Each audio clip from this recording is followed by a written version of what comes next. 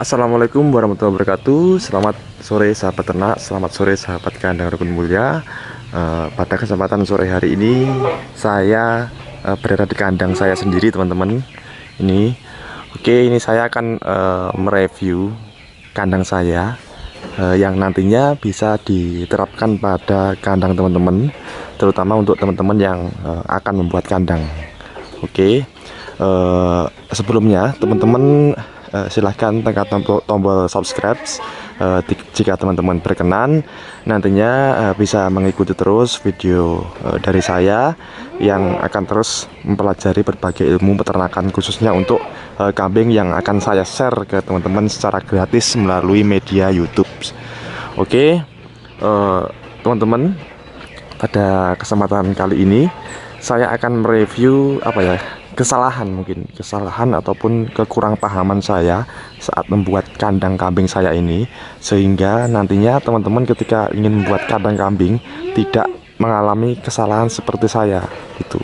Jadi untuk antisipasi teman-teman, karena saya membuat kandang ini dengan keyakinan mungkin terlalu berambisi, pengen cepat-cepat punya kandang yang bisa dihuni ternak kambing, karena saya berkeinginan banget untuk membuat kandang maksud saya. Dan tentu saja untuk ilmu yang saya peroleh pada saat itu kurang banyak, teman-teman, terutama untuk pembuatan kandang. Jadi agar teman-teman nanti terhindar ataupun agar teman-teman nanti mudah untuk merawat kambing, silahkan perhatikan beberapa hal yang perlu teman-teman ketahui untuk pembuatan kandang seperti ini. Yang pertama, pada tempat pembuangan kambing, teman-teman, pembuangan kotoran kambing. Ini pada bagian belakang kandang saya. Jadi yang depan itu tadi, maksudnya yang untuk kambingnya menghadap ke sana, ini berhadapan, teman-teman. Sedangkan ini untuk yang bagian belakangnya, ini bagian belakang kandang. Jadi hal yang perlu teman-teman ketahui untuk membuat kandang kambing yaitu keluarnya kotoran. Di saat kambing membuang kotoran, nanti kotoran tersebut bisa langsung masuk ke ataupun jatuh ke tempat yang sudah tersedia. Seperti punya saya ini sudah saya sediakan tempat yang nantinya bisa digunakan untuk menampung kotoran gitu. Jadi niat saya dulu untuk membuat kandang lebih mudah, teman-teman. Jadi tinggal terkumpul di sini, kotoran tinggal terkumpul di sini. Setelah itu baru diangkat untuk dibuang ataupun diangkat untuk pemrosesan sebagai pupuk kompos gitu. Akan tetapi setelah pembuatan saya kurang detail ataupun kurang paham pada bagian ukuran ataupun ketinggian ataupun tingkat kemiringan. Itu yang perlu teman-teman ketahui. Itu pada bagian jatuhnya kotoran kambing ini ada dasar yang saya cor. Teman-teman bisa membuat cor ataupun bisa membuat dengan jaring-jaring seperti video saya sebelumnya, jaring kawat seperti di kandangnya Pak Narto kemarin. Ini dibuat miring, teman-teman. Ini saya buat miring tapi kurang miring, paham ya, teman-teman?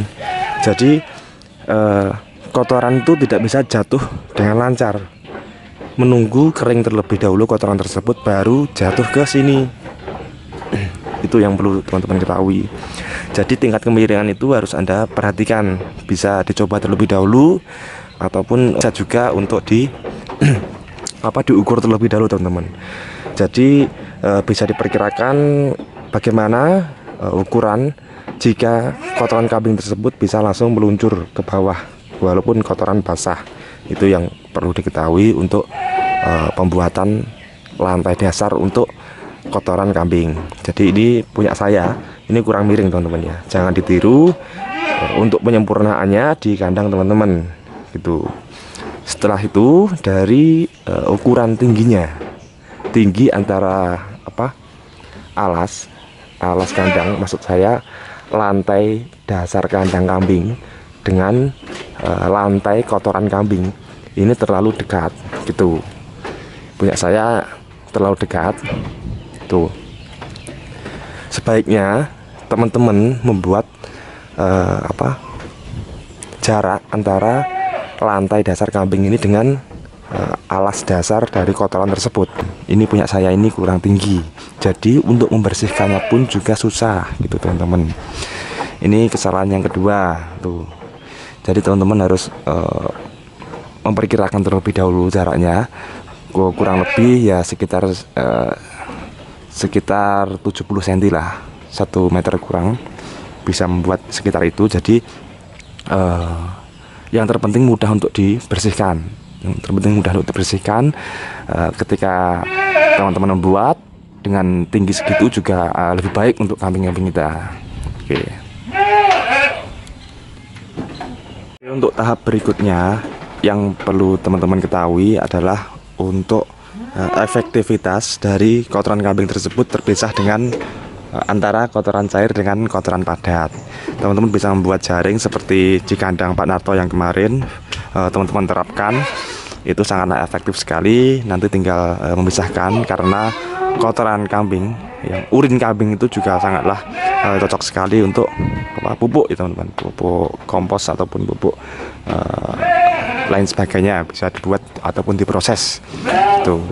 Jadi teman-teman bisa mendesain entah itu nanti di sini dikasih jaring, yang kotoran yang sini jaring, jadi kotoran yang padat bisa tersingkir di atas ini, sedangkan untuk kotoran yang urin bisa langsung mengalir untuk dibuatkan tempat penampungan sendiri. Jadi otomatis yang lantai ini dibuat miring teman-teman ya gitu. Jadi nanti tinggal memisahkan, malah bisa terpisah sendiri, nanti tinggal ngangkat saja.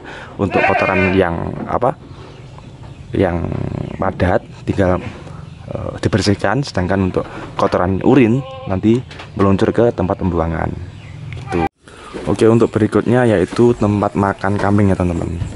Tempat makan kambing punya saya ini ya sudah standar teman-teman. Untuk ukuran lebarnya ini saya buat sekitar berapa ini, 30 cm, sekitar 30 cm gini ya,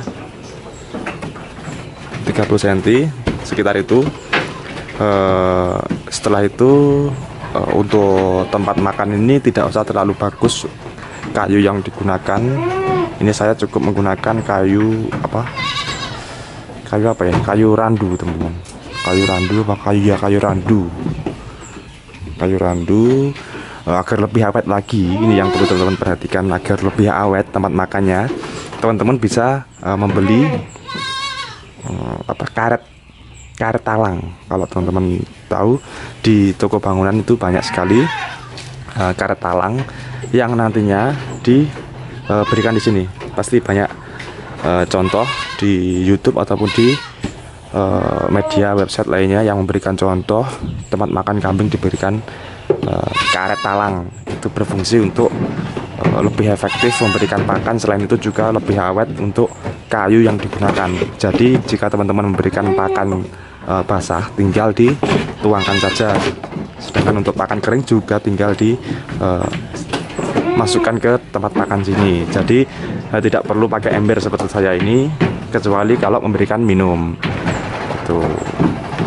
Kecuali kalau memberikan minum, teman-teman perlu sedia ember. Setelah itu dari ukuran persekat. Jadi teman-teman harus mendesain terlebih dahulu ataupun harus memperkirakan terlebih dahulu kandang itu nantinya untuk breeding ataupun untuk fattening ataupun untuk menggemukkan. Kalau punya saya ini nanggung teman-teman, jadi jangan ditiru juga. Nah, kalau punya saya ini ukurannya lebarnya tuh 85 cm, sekitar 85 cm tuh. Jadi lebar sana sampai sana tuh 85 cm, jadi nanggung teman-teman. Seharusnya kalau untuk fattening ataupun untuk penggemukan, teman-teman bisa menggunakan ukuran 65 cm saja ataupun 60 cm itu untuk penggemukan ya. Untuk 60 cm itu udah standar, jadi kambing tidak terlalu banyak bergerak seperti ini, jadi gampang gemuk nantinya. Selain itu juga pakannya juga harus diperhatikan, bukan hanya kandangnya saja ya teman-teman. Untuk kandangnya itu tadi untuk penggemukan 65 cm untuk lebarnya, sedangkan untuk panjang kandang ini sekitar 1,5 meter ataupun bisa menggunakan 2 meter, bisa menggunakan 2 meter panjangnya ataupun 1,5 meter gitu. Kalau punya saya ini sekitar 1,5 meter ya ini tuh. Untuk lebarnya ini 1 meter lebih, untuk panjangnya itu kurang lebih ya 1,5 meter panjangnya. Jadi untuk fattening pakai ukuran berapa, 65 cm jarak teman-teman, ataupun bisa menggunakan 65. Oke, untuk itu untuk fattening. Untuk breeding ataupun pembibitan itu teman-teman bisa menggunakan ukuran lebar paling tidak ya sekitar 160 cm ataupun 2 meter juga nggak apa-apa. Ini juga nanggung. Jadi ini 2 sekat teman-teman, 2 sekat kandang. Saya copot yang 1 sekatnya untuk breeding, untuk pembibitan.